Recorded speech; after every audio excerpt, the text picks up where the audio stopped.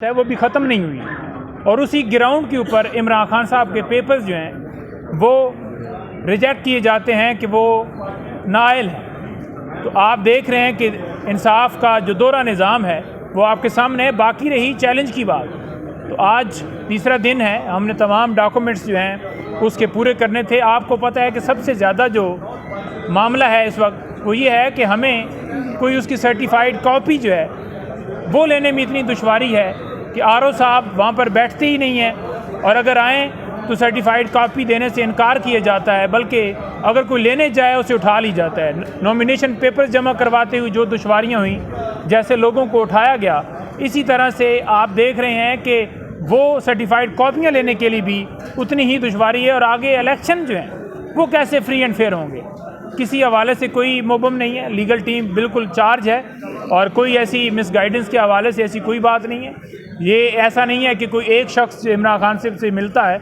बल्कि तमाम legal team मिलती है और खान साहब खुद जो हदायत देते हैं उसके मुताबिक उनको हर चीज़ बराबर होती है, उनको पता होती है। और ये सिर्फ़ और सिर्फ लोगों की इंटेंशन हटाने के लिए। मुझे ये बताएं, जो कहते हैं जी कि यहाँ पर लेवल प्लेइंग फील्ड के हवाले से आपने गुजारिश की थी कि वो तौहीन अदालत की कार्रवाई की जाए या उस दरख्वास्त के ऊपर जो है समाअत की जाए, तो आप उस वक्त मौजूद नहीं थे। ये दरख्वास्त देने की ज़रूरत क्यों पड़ी? क्या अदालतों को नज़र नहीं आ रहा? अगर अदालत ये कहे कि आप किचन के अंदर खड़े होंगे तो आपको हीट आएगी, तो फिर आप उससे अंदाज़ा लगा सकते हैं कि अदालत जो है वो किस तरह से इस कौम को देखती है, किस तरह लोगों के हकूक़ की पामालियों के ऊपर जो है वो, मैं तो यही कहूँगा कि तमाशाई बनती है। और आप ये भी देख लें कि अगर अदालत ये कहे कि आप प्रेस कॉन्फ्रेंस करेंगे और आपको छोड़ दिया जाएगा, तो फिर आप मुझे बताएं कि इंसाफ के लिए हम कहाँ जाएंगे? लेवल प्लेइंग फील्ड की जो बात है वो आज भी सुप्रीम कोर्ट के अंदर मामला टेकअप हुआ है और हम देखते हैं कि वहाँ पर सुप्रीम कोर्ट क्या फ़ैसला करती है। ये तो कहा गया कि इमरान रियाज कौन है, अब ये देखते हैं कि वो कहते हैं कि इस मुल्क की आवाम कौन है, या ये पाकिस्तानी हैं या नहीं, या हिंदुस्तानी है, या इन्हें मुल्क छोड़ कर चले जाना चाहिए। और तीसरे नंबर पर तौहीन इलेक्शन कमीशन। अब तौहीन इलेक्शन कमीशन, आपने देखा कि उन्होंने तौहीन अदालत की कार्रवाई शुरू कर दी है। इलेक्शन कमीशन जो है वो कमीशन है, वो ना अदालत है ना ट्राइब्यूनल है। तौहीन अदालत की कार्रवाई कर ही नहीं सकता, लेकिन जेल के अंदर जाकर वो कार्रवाई की जा रहा है। उसे तौहीन अदालत की कार्रवाई वहाँ पर तो नहीं समझ आ रही जहाँ पर DROs ROs जो हैं वो लोगों को उठवा रहे हैं, उनको 3 MPO के तहत गिरफ़्तार कर रहे हैं, उनको अगवा किया जा रहा है या लोगों के घरों में छापे मारे जा रहे हैं। आपने वाज़ह देखा कि जमशेद दस्ती की जो बीवी है उसको जैसे नंगा किया गया और उसकी फैमिली के साथ जो जुल्म ज़्यादती की गई, और उसके ऊपर जो उन्होंने वीडियो पैगाम जारी किया, जो फ़ायदा लेने वाले लोग हैं वो कह रहे हैं जी ये झूठ बोल रहा है।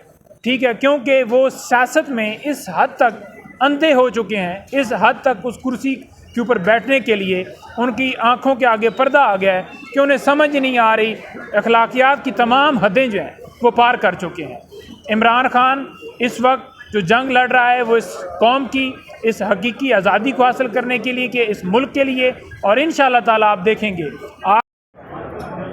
आज जी मैं यहाँ पर लाहौर हाई कोर्ट में पेश हुआ हूँ।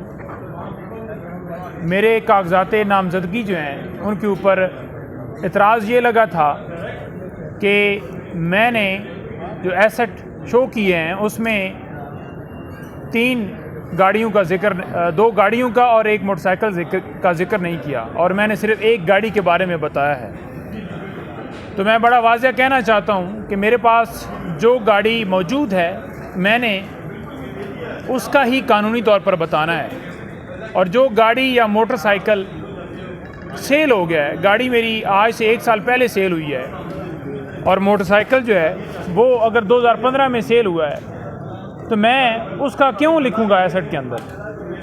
तो मेरे ऊपर ये एतराज़ था, उसमें नोटिस हो गया। दूसरे नंबर पर ये बताता जाऊं कि आज जो मुख्तलिफ़ अहम केसेस हैं उनकी समाअत का थोड़ा जिक्र करना चाहता हूं। नंबर 1, साइफ़र केस, जिस तरह उस केस को चलाया गया है, जिस तरह अदालत ने उस केस में कार्रवाई की गई है, आपने बड़ा वाज़ेह देखा कि अमेरिका से एक लेटर आया, साइफ़र आया, धमकी मिली कि इमरान खान साहब की हुकूमत को हटा दो, तो जिन लोगों ने साजिश की, बजाय ये कि उनके ऊपर केस बनाया जाता, FIR दर्ज होती, बल्कि इमरान खान साहब के ऊपर केस बनाकर उन्हें अंदर डाल दिया गया। और फिर आप देखें कि अदालत ने जिस तरह से कार्रवाई चलाई है और जिस तरह से हुकूमत ने नोटिफिकेशन निकाले हैं जेल के अंदर समाअत के हवाले से, तमाम नोटिफिकेशंस को इस्लामाबाद हाई कोर्ट ने कलअदम करार देते हुए और तमाम कार्रवाई को दोबारा अगस्त के ऊपर रिवर्ट किया। उसके बाद उसी तरह से दोबारा जो जज साहब हैं वो उस केस को चला रहे हैं और आपने देखा कि इस्लामाबाद हाई कोर्ट ने दोबारा उसके अंदर स्टे दे दिया कि आप जिस तरह से ट्रायल चला रहे हैं इस तरह से ट्रायल नहीं चल सकता। तो ये अदालतों की पोजीशन है। और बाकी आप देखें कि लेवल प्लेइंग फील्ड के हवाले से जो हमने सुप्रीम कोर्ट से रजू किया था, जिसमें वाज़ेह तौर पर इलेक्शन कमीशन को हदायत हुई थी कि इनको सुन के इनके जो ग्रीवियंसेस हैं वो सारे हल किए जाएं और उसके ऊपर कार्रवाई की जाए। अच्छा पंजाब सर, ये बता दें कि आज आखिरी रोज़ है अपीलें फ़ाइल करने का। NA 122 से इमरान खान के कागजात मुस्तरद हुए थे। सोशल मीडिया पे ये बातें चल रही हैं कि इमरान खान के जो वकील हैं वो उन्हें दुरुस्त गाइड नहीं कर रहे या उन्हें उनसे कुछ चीज़ें छुपा रहे हैं क्योंकि उनकी अभी तक अपील फ़ाइल नहीं हुई। तो क्या इसमें कितनी सदाकत है कि उनके जो लीगल टीम है इमरान खान को दुरुस्त गाइड नहीं कर रही? देखिए, पहली बात तो यह है कि इमरान खान साहब के पेपर्स जो हैं वो मुस्तरद नहीं हो सकते थे। वो वजह क्या है मुस्तरद होने की? आप वही देखें कि नवाज शरीफ साहब को ताहयात नायल किया गया।